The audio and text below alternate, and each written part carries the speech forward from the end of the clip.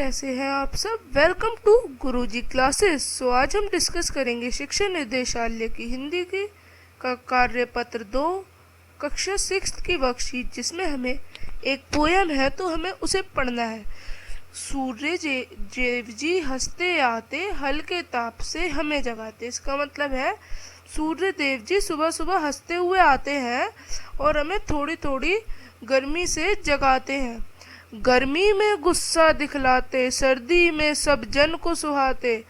गर्मी में जो सूरज होता है वो गुस्सा दिखलाता है, यानी पूरे में गर्मी फैलाता है बहुत जोर से। बहुत गर्मी पड़ती है गर्मियों में।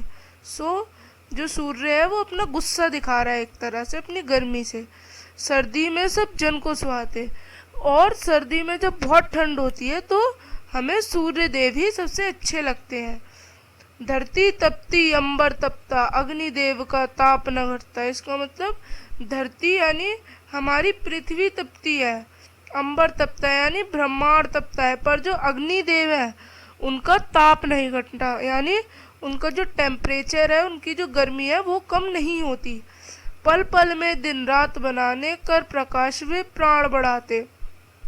वो दिन में दिन बनाते हैं, जब वो दिन में आते हैं तो दिन बनाते हैं और प्रकाश से हमारा प्राण बढ़ाते हैं, यानी हमारी आयु बढ़ाते हैं। उनके प्रकाश के बिना हम कुछ भी नहीं कर पाएंगे।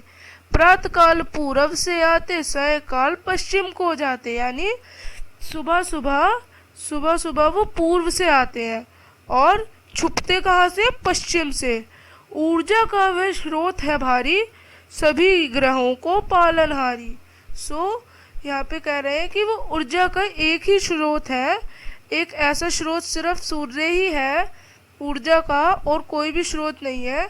और इसी से जितने भी ग्रह हैं वो सारे उनके पालनहारी हैं। कुछ क्वेश्चन आंसर्स हैं, मैं वो डिस्कस करने हैं। यहाँ पे एमसीक्यू टाइप है, हमको इनके उत्तर देने हैं।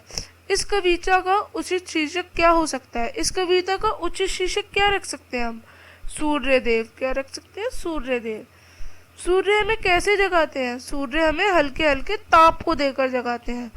अग्निदेव का ताप न घटता, अग्निदेव का ताप नहीं घटता।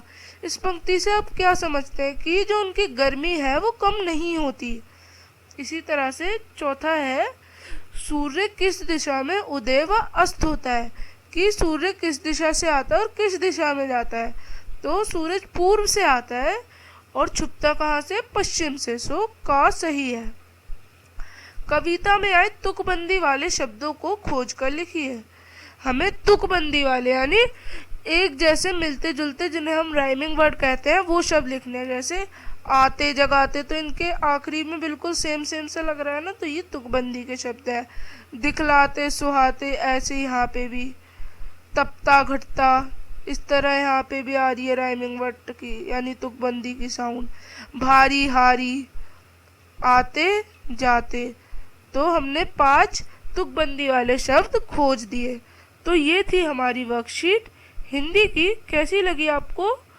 अगर अच्छी लगी तो लाइक कर दें, और अब हम मिलेंगे नेक्स्ट वर्कशीट के साथ।